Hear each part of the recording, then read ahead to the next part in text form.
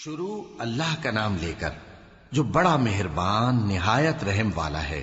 کاف ہا یا عین صاد، یہ تمہارے پروردگار کی مہربانی کا بیان ہے جو اس نے اپنے بندے زکریا پر کی تھی جب انہوں نے اپنے پروردگار کو دبی آواز سے پکارا اور کہا کہ اے میرے پروردگار، میری ہڈیاں بڑھاپے کے سبب کمزور ہو گئی ہیں اور سر سفید بالوں کی وجہ سے چمکنے لگا ہے، اور اے میرے پروردگار، میں تجھ سے مانگ کر کبھی محروم نہیں رہا، اور میں اپنے بعد اپنے بھائی بندوں سے ڈرتا ہوں، اور میری بیوی بانجھ ہے، پھر بھی مجھے اپنے پاس سے ایک وارث عطا فرما جو میری اور اولاد یعقوب کی میراث کا مالک ہو، اور اے میرے پروردگار اس کو خوش اخلاق بنائیو۔ فرمایا اے زکریا، ہم تم کو ایک لڑکے کی بشارت دیتے ہیں جس کا نام یحییٰ ہوگا، اس سے پہلے ہم نے اس نام کا کوئی شخص پیدا نہیں کیا۔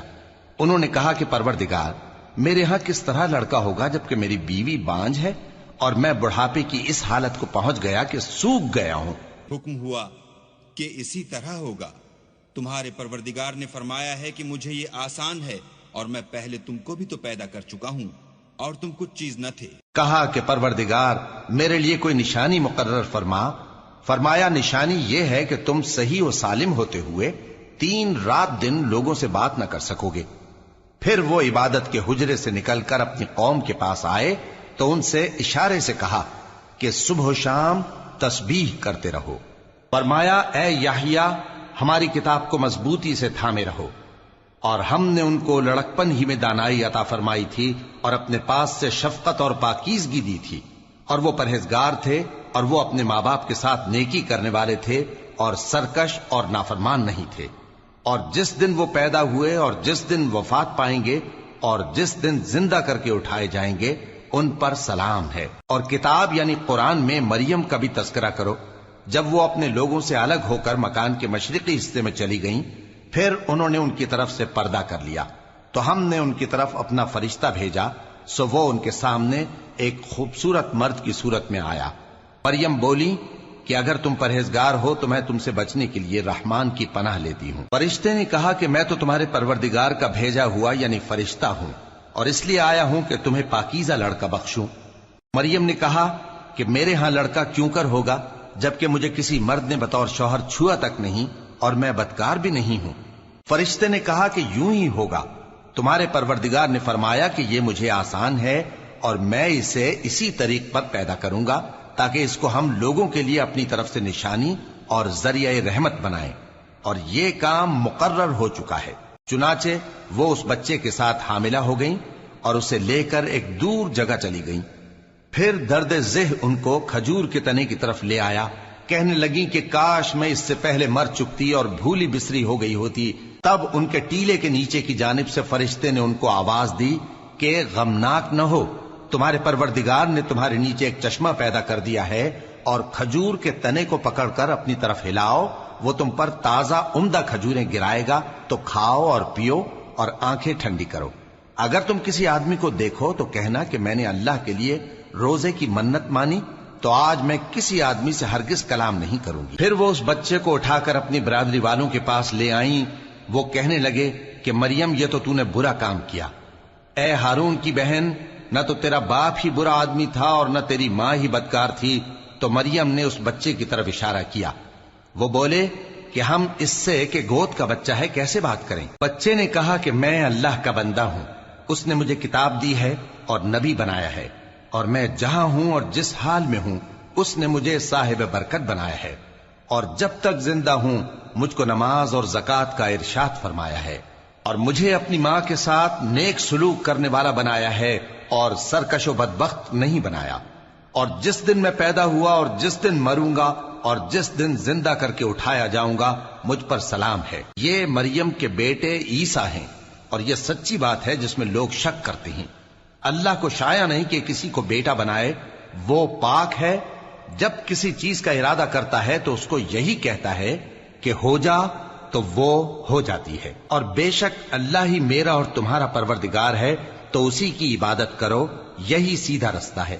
پھر اہل کتاب کے فرقوں نے باہم اختلاف کیا، سو جو لوگ کافر ہوئے ہیں ان کو بڑے دن یعنی قیامت کے روز حاضر ہونے سے خرابی ہے۔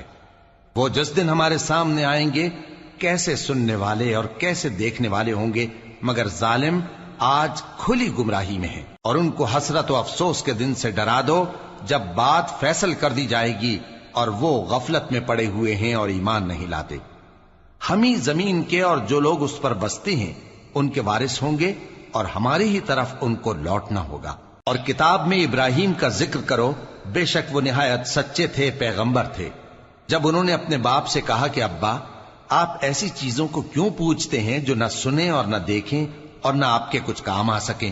ابا، مجھے ایسا علم ملا ہے جو آپ کو نہیں ملا، تو میرے ساتھ ہو جائیے، میں آپ کو سیدھی راہ پر لے چلوں گا۔ ابا، شیطان کی پوجا نہ کیجیے، بے شک شیطان اللہ کا نافرمان ہے۔ ابا، مجھے ڈر لگتا ہے کہ آپ کو اللہ کا عذاب آ پکڑے تو آپ شیطان کے ساتھی ہو جائیں۔ اس نے کہا کہ ابراہیم، کیا تو میرے معبودوں کے خلاف ہے؟ اگر تو باز نہ آئے گا تو میں تجھے سنسار کر دوں گا، اور تو ہمیشہ کے لیے مجھ سے دور ہو جا۔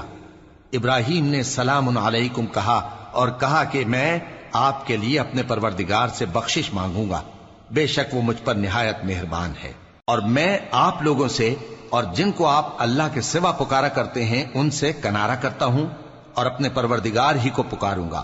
امید ہے کہ میں اپنے پروردگار کو پکار کر محروم نہیں رہوں گا۔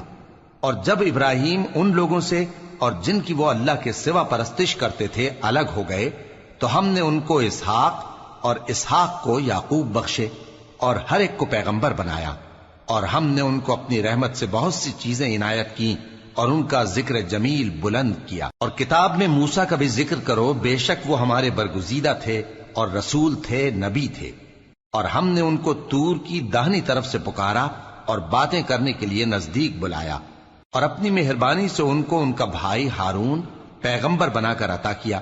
اور کتاب میں اسماعیل کا بھی ذکر کرو، وہ وعدے کے سچے اور رسول تھے، نبی تھے، اور وہ اپنے گھر والوں کو نماز اور زکوٰۃ کا حکم کرتے تھے اور اپنے پروردگار کے ہاں پسندیدہ تھے۔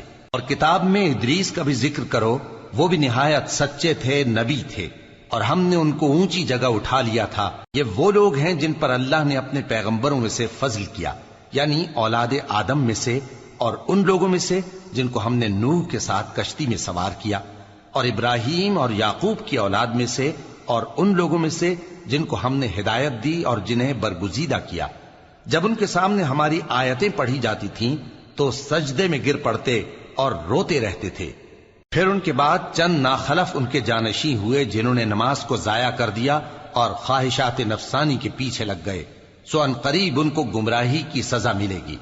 ہاں، جس نے توبہ کی اور ایمان لایا اور عمل نیک کیے تو ایسے لوگ بہشت میں داخل ہوں گے اور ان کا ذرا نقصان نہ کیا جائے گا، یعنی ہمیشہ کی بہشتوں میں جس کا اللہ نے اپنے بندوں سے وعدہ کیا ہے کہ جو ان کی آنکھوں سے پوشیدہ ہے۔ بے شک اس کا وعدہ نیکوکاروں کے سامنے آنے والا ہے، وہ اس میں سلام کے سوا کوئی بیہودہ کلام نہ سنیں گے، اور ان کو صبح و شام کھانا ملے گا۔ یہی وہ جنت ہے جس کا ہم اپنے بندوں میں سے ایسے شخص کو مالک بنائیں گے جو پرہیزگار ہوگا۔ اور فرشتوں نے پیغمبر کو جواب دیا کہ ہم تمہارے پروردگار کے حکم کے سوا اتر نہیں سکتے، جو کچھ ہمارے آگے ہے اور جو پیچھے ہے اور جو اس کے درمیان ہے سب اسی کا ہے، اور تمہارا پروردگار بھولنے والا نہیں، یعنی آسمان اور زمین کا اور جو ان دونوں کے درمیان ہے سب کا پروردگار، تو اسی کی عبادت کرو اور اس کی عبادت پر ثابت قدم رہو۔ بھلا تم کوئی اس کا ہم نام جانتے ہو؟ اور کافر انسان کہتا ہے کہ جب میں مر جاؤں گا تو کیا زندہ کر کے نکالا جاؤں گا؟ کیا ایسا انسان یاد نہیں کرتا کہ ہم نے اس کو پہلے بھی تو پیدا کیا تھا جبکہ وہ کچھ بھی چیز نہ تھا؟ سو تمہارے پروردگار کی قسم، ہم ان کو جمع کریں گے اور شیطانوں کو بھی، پھر ان سب کو جہنم کے گرد حاضر کریں گے اور وہ گھٹنوں پر گرے ہوئے ہوں گے۔ پھر ہر گروہ میں سے ہم ایسے لوگوں کو کھینچ نکالیں گے جو رحمان کے مقابلے میں سخت سرکشی کرتے تھے، پھر ہم ان لوگوں سے خوب واقف ہیں جو اس میں داخل ہونے کے زیادہ لائق ہیں، اور تم میں سے کوئی شخص نہیں مگر اسے اس پر گزرنا ہوگا، یہ تمہارے پروردگار پر لازم ہے، مقرر ہے۔ پھر ہم پرہیزگاروں کو نجات دیں گے اور ظالموں کو اس میں گھٹنوں کے بل پڑا ہوا چھوڑ دیں گے۔ اور جب ان لوگوں کے سامنے ہماری آیتیں پڑھی جاتی ہیں تو جو کافر ہیں وہ مومنوں سے کہتے ہیں کہ دونوں فریق میں سے مکان کس کے اچھے اور مجلسیں کس کی بہتر ہیں، اور ہم نے ان سے پہلے بہت سی امتیں ہلاک کر دیں وہ لوگ ان سے ٹھاٹ باٹ اور نمود و نمائش میں کہیں اچھے تھے۔ کہہ دو کہ جو شخص گمراہی میں پڑا ہوا ہے، رحمان اس کو آہستہ آہستہ مہلت دیا جاتا ہے، یہاں تک کہ جب اس چیز کو دیکھ لیں گے جس کا ان سے وعدہ کیا جاتا ہے، خواہ عذاب اور خواہ قیامت، تو اس وقت جان لیں گے کہ مکان کس کا برا ہے اور لشکر کس کا کمزور ہے۔ اور جو لوگ ہدایت یاب ہیں اللہ ان کو زیادہ ہدایت دیتا ہے، اور نیکیاں جو باقی رہنے والی ہیں وہ تمہارے پروردگار کے ہاں صلے کے لحاظ سے خوب اور انجام کے اعتبار سے بہتر ہیں۔ بھلا تم نے اس شخص کو دیکھا جس نے ہماری آیتوں سے کفر کیا اور کہنے لگا کہ اگر میں اثر نو زندہ ہوا بھی تو یہی مال اور اولاد مجھے وہاں ملے گا؟ کیا اس نے غیب کی خبر پالی ہے یا اللہ کے یہاں سے عہد لے لیا ہے؟ ہرگز نہیں، یہ جو کچھ کہتا ہے ہم اس کو لکھتے جاتے اور اس کے لیے آہستہ آہستہ عذاب بڑھاتے جاتے ہیں، اور جو چیزیں یہ بتاتا ہے ان کے ہم وارث ہوں گے، اور یہ اکیلا ہمارے سامنے آئے گا۔ اور ان لوگوں نے اللہ کے سوا اور معبود بنا لیے ہیں تاکہ وہ ان کے لیے موجب عزت ہوں۔ ہرگز نہیں، وہ معبود ان کی پرستش سے انکار کریں گے اور ان کے دشمن و مخالف ہوں گے۔ کیا تم نے نہیں دیکھا کہ ہم نے شیطانوں کو کافروں پر چھوڑ رکھا ہے کہ وہ ان کو خوب اکساتے رہتے ہیں؟ تو تم ان پر عذاب کے لیے جلدی نہ کرو کہ ہم تو ان کے لیے دن شمار کر رہے ہیں۔ جس روز ہم پرہیزگاروں کو رحمان کے سامنے بطور مہمان جمع کریں گے اور گناہگاروں کو دوزخ کی طرف پیاسے ہانک لے جائیں گے، تو لوگ کسی کی سفارش کا اختیار نہ رکھیں گے مگر جس نے رحمان سے اقرار لے لیا ہو۔ اور کہتے ہیں کہ رحمان بیٹا رکھتا ہے۔ ایسا کہنے والوں، یہ تو تم بری بات زبان پر لاتے ہو۔ قریب ہے کہ اس جھوٹ سے آسمان پھٹ پڑے اور زمین شق ہو جائے اور پہاڑ پارا پارا ہو کر گر پڑیں کہ انہوں نے رحمان کے لیے بیٹا تجویز کیا، اور رحمان کو شایع نہیں کہ کسی کو بیٹا بنائے۔ ہر شخص جو آسمانوں اور زمین میں ہے رحمان کے روبرو بطور بندہ ہی آئے گا۔ اس نے ان سب کو اپنے علم سے گھیر رکھا اور ایک ایک کو شمار کر رکھا ہے، اور یہ سب قیامت کے دن اس کے سامنے اکیلے اکیلے حاضر ہوں گے۔ اور جو لوگ ایمان لائے اور عمل نیک کیے، رحمان ان کی محبت مخلوقات کے دل میں پیدا کر دے گا۔